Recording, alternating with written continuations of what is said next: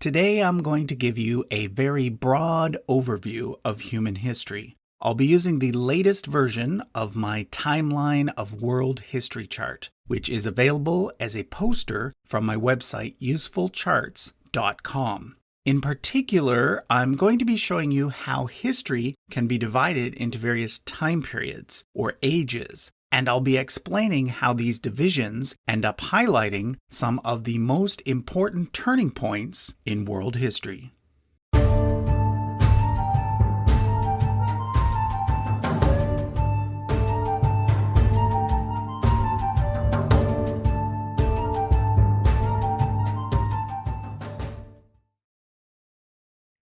Let me start by explaining the basics of how this chart works. The vertical scale represents the flow of time, with time moving forward as you move down the page.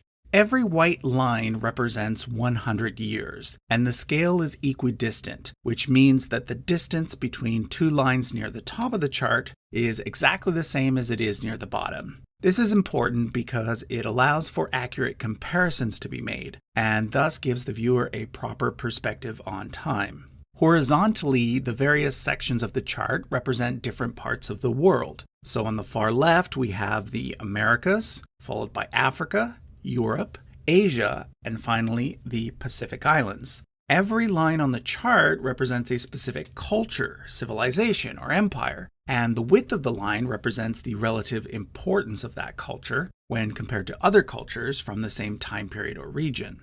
The next thing we need to talk about are the terms AD and BC, and their equivalents CE and BCE.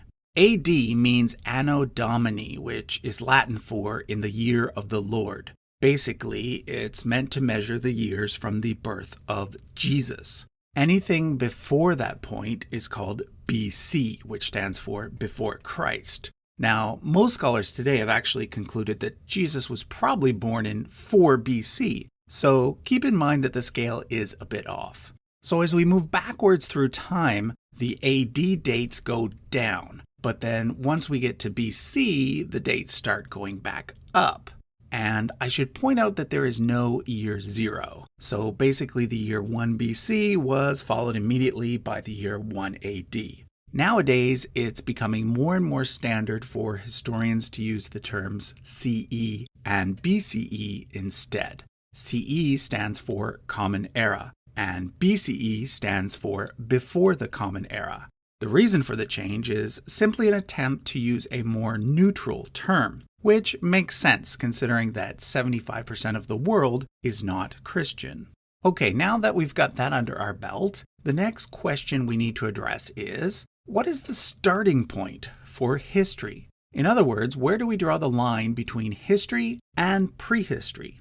Well, on this chart, I've used the year 3300 BCE as my starting point. The reason for this is that this is approximately when writing first appeared. The basic idea is that without written records, we can't have history. Therefore, everything before the emergence of the first writing systems is best categorized as prehistory. And of course, prehistory goes back much farther than 5,300 years. If we're talking about the prehistory of our species, Homo sapiens, it goes back about another 200,000 years, a time period also known as the Stone Age.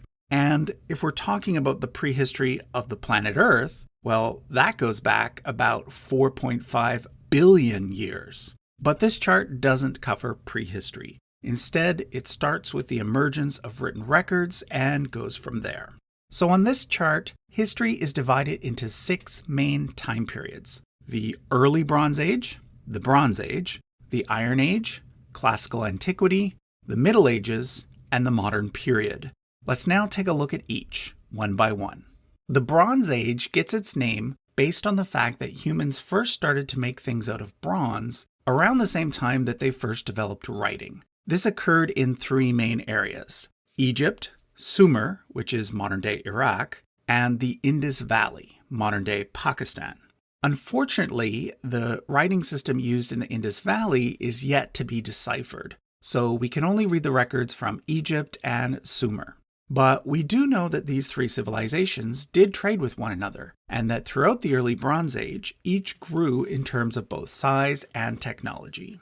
At the start of this period, the Sumerians had already invented the wheel, the plow, and the sail. But during the early Bronze Age, they also went on to develop astronomy and mathematics. Over in Egypt, it was during the early Bronze Age that the Great Pyramids of Giza were built. Besides these three civilizations, the only other place in the world to have large cities was over in what is today Peru. There, a culture known as the Norte Chico civilization was thriving. But strangely, although they built large stone structures, they appear to have had no writing system and no pottery. Stone structures dating from the early Bronze Age can also be found at Stonehenge in England and on the island of Malta. But neither of these places had large populations. Okay, so that was the early Bronze Age. Now let's look at the Bronze Age proper.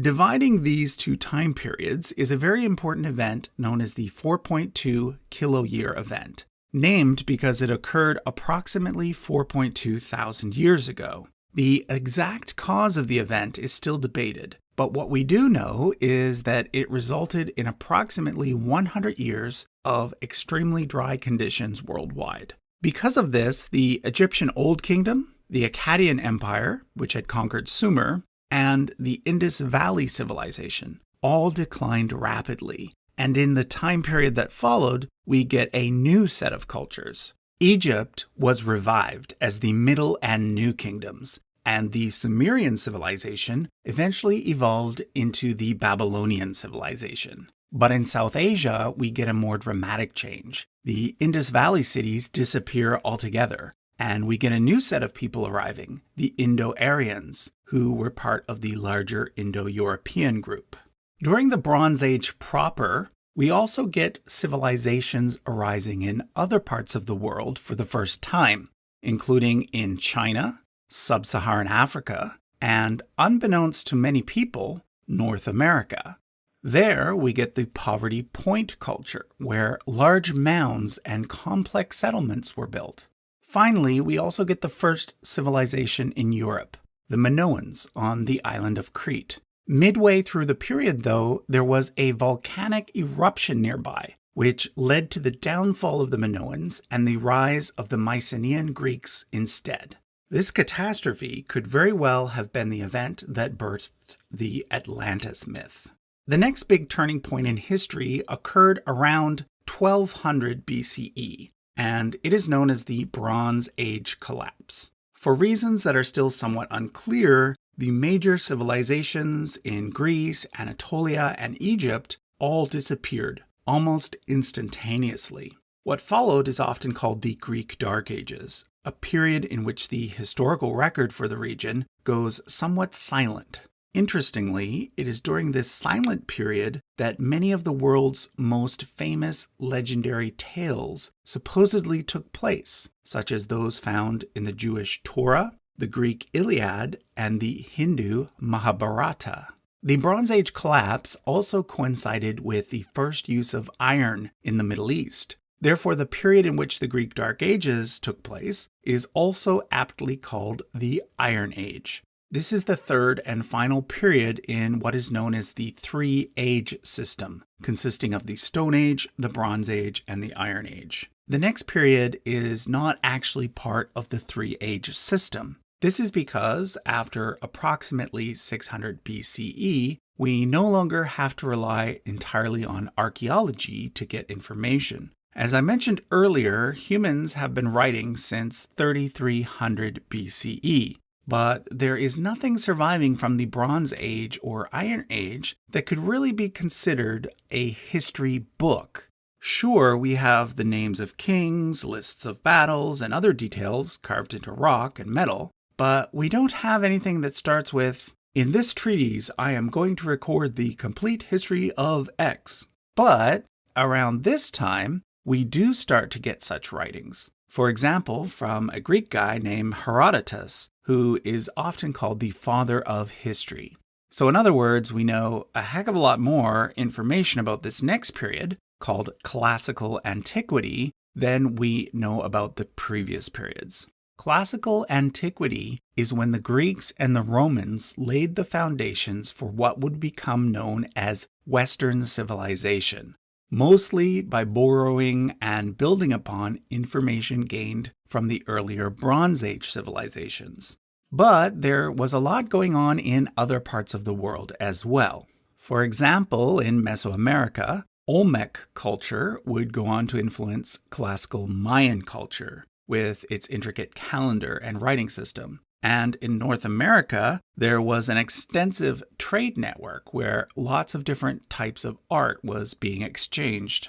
In Africa, the long-standing kingdom of Kush eventually gave way to the kingdom of Aksum in Ethiopia. There was also the three mighty Persian empires, the Maurya and Gupta empires in India, and the first imperial dynasty in China. Eventually, a trade route between all these areas opened up, known as the Silk Road, and thus the western parts of Eurasia and the eastern parts of Eurasia were connected for the first time. But perhaps even more importantly, it was during classical antiquity that humanity's current moral and philosophical foundations were laid. Simultaneously, yet independently, we got Greek philosophy, the Bible, the Hindu and Buddhist scriptures, and the writings of Confucius. We also saw the first experiments with democracy and the first evidence of truly scientific thinking.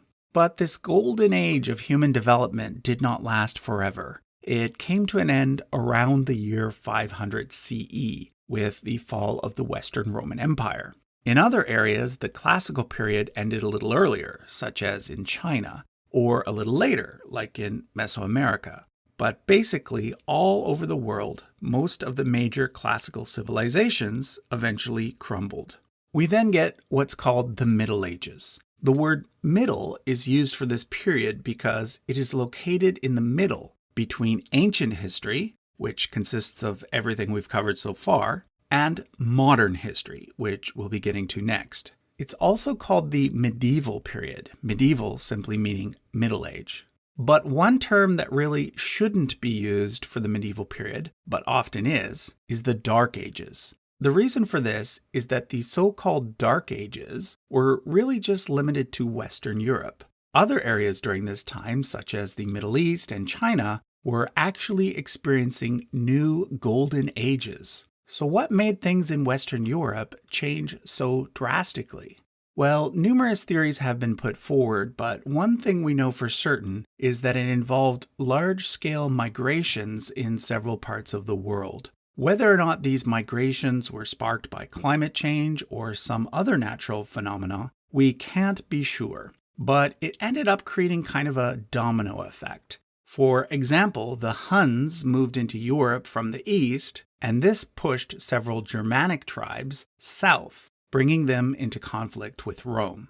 Eventually, it was these Germanic tribes, known to the Romans as barbarians, who caused the fall of the Western Empire and plunged Europe into the so-called Dark Ages. But it wasn't just barbarians that caused trouble.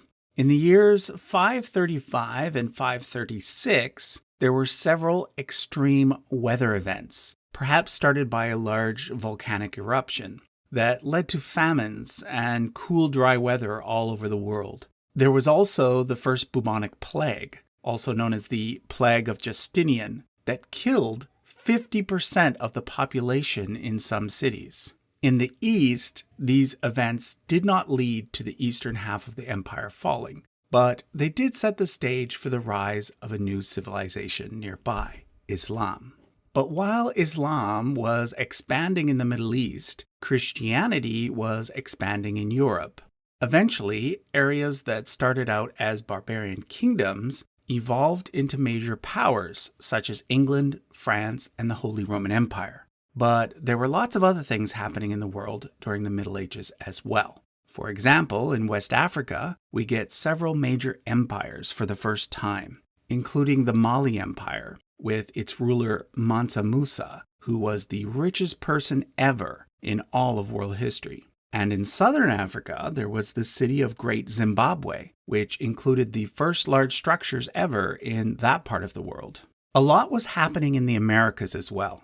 We don't tend to think of cities existing in pre-Columbian North America, but they did. There was Cahokia in what is now Illinois, as well as the Puebloan cities in New Mexico. In Mesoamerica, the Aztecs were dominating, and in South America, there were the Incas. Finally, it was during the Middle Ages that we get the largest land empire of all time, the Mongol Empire, started by Genghis Khan. Okay, we now come to the sixth and final time period, the Modern Age, which is the period in which we live today. One could argue that the transition started with the most deadly pandemic of all time, the Black Death, also known as the Second Bubonic Plague. Once again, up to 50% of the population in many cities passed away, and this perhaps helped spark the Renaissance. The Eastern Roman Empire finally fell to the Ottoman Turks, and in Italy there was a renewed interest in studying the art and philosophy of the classical period. Around the same time, Europeans started colonizing the Americas, and major advances were made in science. This in turn led to the Industrial Revolution, which then gave way to the Technological Revolution, which we are still experiencing today. Okay, so that was obviously a very broad overview, but what I think is perhaps most interesting and most important are the similarities that can be seen in the transitions between each time period. Often they involved a combination of climate events, mass migrations, and pandemics. Three things that we are currently dealing with in the year 2020. Does this mean that we are on the verge of entering a new period in human history? I guess only time will tell. Let me know what you think in the comments. Thanks for watching.